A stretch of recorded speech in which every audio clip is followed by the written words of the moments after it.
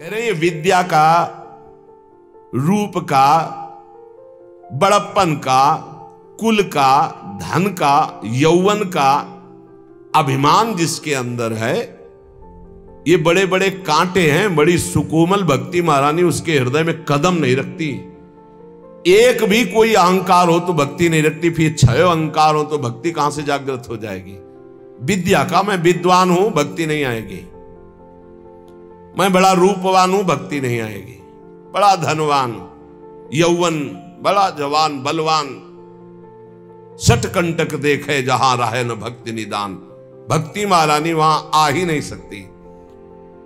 विद्या आदि पर अहंकार करने वाले व्यक्ति का सारा खेल केवल नट का खेल होता है। जैसे नट प्रदर्शन करके लोगों को रिझाता है, ऐसे ही जैसे नगर नारी कहते हैं वैश्या को, जैसे वैश्या पूरा श्रृंगार करती है सब, तो अपने पति को रिझाने के नहीं, लोगों को फंसाने के लिए, ऐसे ही विषयी मनुष्यों को रिझाकर उनके हाथ से धन आदि, लाभ आदि की आकांक्षा रखने वाले ये भरतार श्री हरि को रिझाने के लिए नहीं करते, ये विषयी पुरुषों को रिझाने के लिए। भगवत रसिक जी कहते हैं ऐसों को कभी श्री हरि की भक्ति प्राप्त नहीं हो सकती। इन सब का अहंकार त्याग करके जो भगवान की शरण में होकर के जगत मंगल के लिए नाम गुण लीला रूप का गायन करता है, वो महान विशुद्ध भक्त होता है।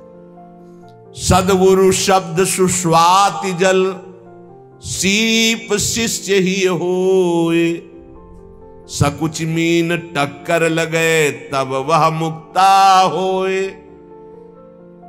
बोले सच्चे सद्गुरु का शब्द जो है वो मंत्र के समान काम करता है। एक भी शब्द कान में पड़ गया तो परिवर्तन होगा ही होगा। जैसे स्वाति का वर्षा का बूंद चातक पीता है ना तो जीवन बन जाता है, और जब सीप में पड़ता है ना तो वही बूंद मोती बन जाता है, और जब केला में पड़ता है ना तो वही कपूर बन जाता है, और जब सांप के मुख में पड़ता है तो भयंकर विष बन जाता है, वही उसकी विष की वृद्धि करता है। सद्गुरु के शब्द तो एक ही हैं पर अधिकारानुसार अलग अलग। अब जब ऐसे लोगों के कान में शब्द पड़ेंगे तो विष की तरह लगेंगे। अपने को बहुत बड़ा समझता है, दूसरों को ऐसे ऐसे। और अगर दैन्य भाव से तो जो कुछ कमियां सब निकाल करके हम अपने को भगवत मार्ग का सच्चा पथिक बनाएं, इसलिए इन संतों का उपदेश है। इसलिए कह रहे एक ही बूंद है, वही सीपी में पड़ा तो मोती बन गया, केले पे पड़ा तो कपूर बन गया, चातक की चोंच में आ गया तो जीवन बन गया उसका, क्योंकि वो उसी से अपनी प्यास बुझाता है। सांप के मुंह में चला गया तो विष बन गया। सद्गुरु शब्द सुस्वाति जल, सीप शिष्य ही होए, सकुच मीन टक्कर लगे तब वह मुक्ता होए, तब वह मुक्ता होए। सजाती संगति जैसे, ना तरु तोए को तोए होए नहीं मुक्ता ऐसे। भगवत रसिक अनन्य बधु नव गर्भ धरे उर, सदा सहायक सासु स्वामिया जानो सतगुरु। सच्चे सद्गुरु का जब शब्द निकलता है तो मंत्र की तरह काम करता है, बाण की तरह, अमोघ बाण बेध देता है, अंदर की कच्चाई को भस्म करके सच्चा बना देता है। अगर शिष्य के हृदय रूपी सीपी में वो शब्द टिक जाए और वो सकुचा करके अपने सारे दोषों को अंदर जो देख रहा है, धिक्कार है हमारे अंदर ऐसे दोष हैं, इनको मैं त्यागूंगा, गुरु चरणों के बल से मैं निर्विकार बनूंगा। बोले जे ही उसके हृदय में ऐसी बात, तो मानो सकची रूपी मीन का टक्कर लगा तो वो दिव्य मोती बन गया। मोती दिव्य तेजो में प्रियालाल के भाव को प्राप्त हो गया। भाव रूपी मोती, भावोत्सवेन भजतामरस कामधेनु। अगर सजाती साधु संग ना मिले, गुरुदेव की बात पर पूरी श्रद्धा ना हो पावे, तो वो शब्द शब्द मात्र रह जाता है, अलग प्रभाव दे देता है।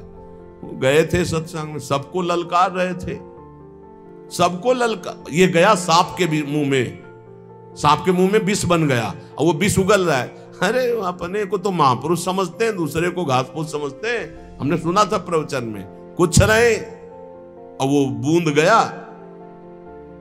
महापुरुषों के वचन हैं, वही वचन श्रद्धालु के हृदय में गए तो भाव रूपी मोती बन गए।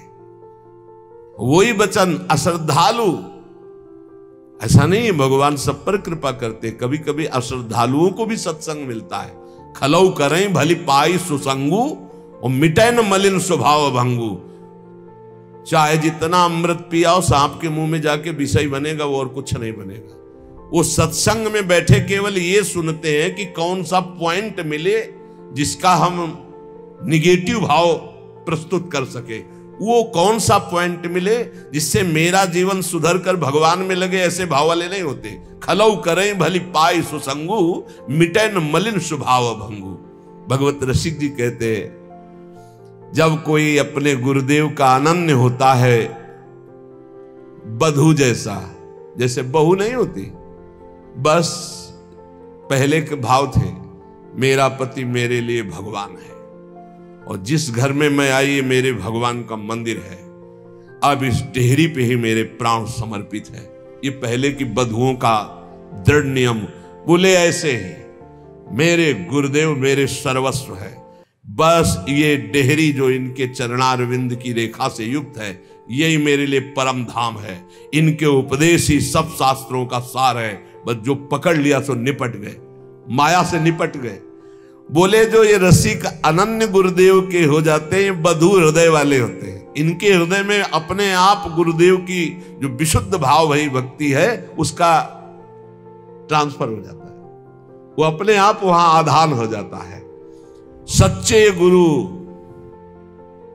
का शब्द जाकर उसके हृदय में प्रेम रूपी भाव रूपी गर्भ प्रकाशित कर देता है, यही हृदय में भगवान प्रकाशित हो जाते हैं। बोले जो स्वार्थ रस है, विषय का पोषण करता है, तो नवधा भक्ति का नाटक करता, सच्ची भक्ति उसके हृदय में जागृत नहीं हो पाती। आवत भगवत भक्ति निधि जहां मैं मेरी नाही, पोषत अपनो जान सब बंधे न काहू माही। बंधे न काहू माही श्याम श्यामा गुण गावे, अनिच्छित जग रीति प्रीति रस जीति लड़ावे। गुणते न्यारे रहत सहित जो श्याम सहावत, बल्लभ जीवन जुगल भक्ति भगवत जब आवत। जो विशुद्ध भगवान की प्राप्ति के मार्ग वाले संतों का संग पा जाते हैं, श्री हरि भक्ति रूपी परम निधि उन्हीं संतों के पास है जो विशुद्ध भाव में है। ये अहंकार और ममता युक्त जो हैं, ये उस भक्ति की छाया भी नहीं छू सकते। नहीं, मेरी पत्नी, मेरा पुत्र, मेरा परिवार, भगवत रसिक की मार्ग है। जहां मैं और मेरी का पोषण हो रहा है, थोड़े कड़वे शब्द हैं नीम जैसे, पर नीम बहुत रोगों का नाश करने वाली होती है। सही मानिए ये जितने शब्द हैं अमृत से भरे हुए हैं, सबके मंगल के लिए है। बस सुधर जाए, बात मान के बुरा ना माने इन महापुरुषों की बातों को कि ऐसे कैसे कह रहे हैं, ऐसे ऐसे कह रहे हैं। ईमानदारी से ठाकुर जी को साक्षी करके अपने हृदय में देखो तो तुम्हें पता लगेगा कैसे कह रहे हैं। भगवान को साक्षी करके देखो, अगर बुरा कह रहे हो तो बताना, सच्चाई से देखो। पर सच्चाई तो लाखों कोस दूर है, तो देखे कैसे। हम अपने को बहुत सुंदर मानते हैं, लेकिन असलियत दर्पण के सामने पता चलेगी। जब शीशा लगा के देखे तब लगेगा कितने सुंदर हैं। ये संत वचन शीशा की तरह हैं, इनको सामने रखो, फिर देखो, तौलो अपने कि आपका स्वरूप क्या है, आपका भाव क्या है, आपकी स्थिति क्या है, आपके गुण क्या है, आपकी महिमा क्या है, तब आपको पता चलेगा। आवत भगवत भक्ति निधि जहां मैं मेरी नाही, ये श्री हरि भक्ति रूपी परम निधि उन्हीं संतों के संग से मिलती है जो वास्तविक भगवान के प्रेम में मगन है, जहां अहंकार नहीं और ममता नहीं। संत किसी वेश विशेष को नहीं कहते, संत स्थिति को कहते। ध्यान रखना, स्थिति क्या? उदार चरितानाम वसुधैव कुटुंबकम, पूरा विश्व मेरा परिवार, मैं पूरे विश्व का, पूरा विश्व मेरा परिवार, ये संत का है, परिवार है। और जहां 5-6 लोग हमारे परिवार के, शेष सब बाहरी, वो मैं मेरी तय तेरी भक्ति नहीं, इसका नाम माया है। मैं और मोर तोर तय माया, जेहि बस कीन्हे जीव निकाया। बड़ा विचित्र खेल है। मैं मेरी का पोषण हो रहा है, मैं और मोर तोर तय माया, मैं मेरी का पोषण हो रहा है, उपदेश हो रहा है माया त्याग का। जिनके मन में मैं और मेरी अर्थात अहमता और ममता है, वो भगवान की भक्ति की छाया को भी नहीं छू सकते। ये अहमता ममता जग में है दुखदाई, ये जब श्री जी की ओर लगे तो होत परम सुखदाई। मात तात सुतदार देह में मति अर्जय मति मंदा, हित किशोर को है चकोर तो लख वृंदावन चंदा। तो कैसे हम इस मैं मेरी को प्रभु के चरणों में समर्पित करें? बोले रसिक मंडली में या तन को नीके ढंग लगाओ, दंपति यस गाओ हर्षाओ, हित सो रीज रिझाओ। देवन को दुर्लभ या देही तैने सहजी पाई, मन भाई निधि पाई फिर क्यों जान बूझ बिसराई। ये एक अहमता ममता जग में है दुखदाई, ये जब श्री जी की ओर लगे तब होत परम सुखदाई। बड़ा विचित्र खेल है, बहुत समझने की जरूरत है। ये जीवन हमारा व्यर्थ न जाए, इसलिए सावधान।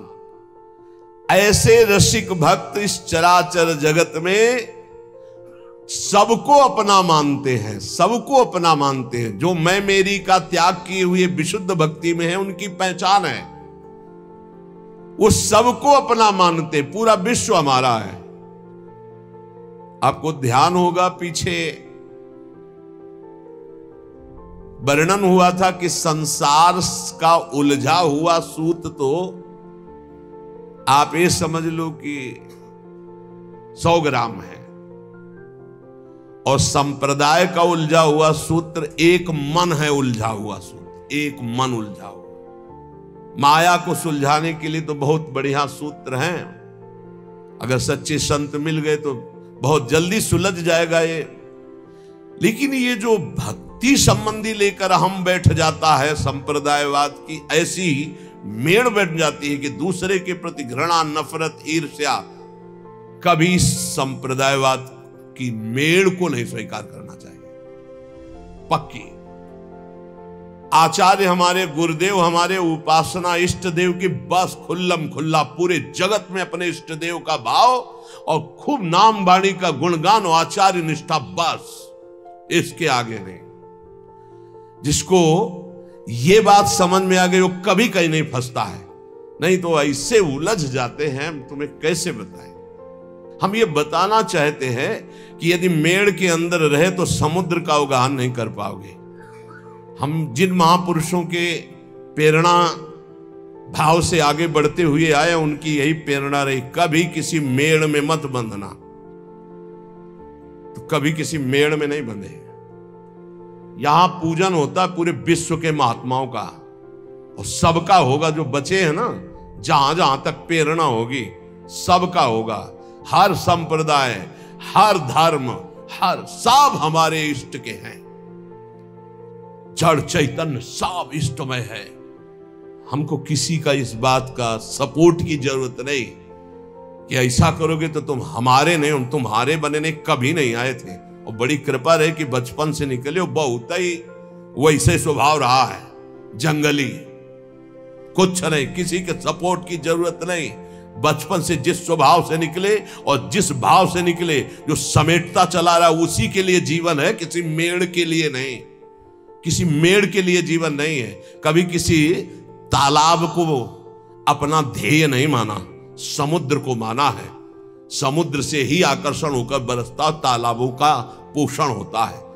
समुद्र है श्री भगवान, वही है सब रूपों में। अब इस खोपड़ी में और कुछ समझाने की किसी की ताकत नहीं कि और समझ में आए। वही है, हम मानते हैं, हम उनको नहीं देख पाते, लेकिन शास्त्र कहता वही है, बस दूसरा कोई नहीं, दूसरो न कोई पक्का।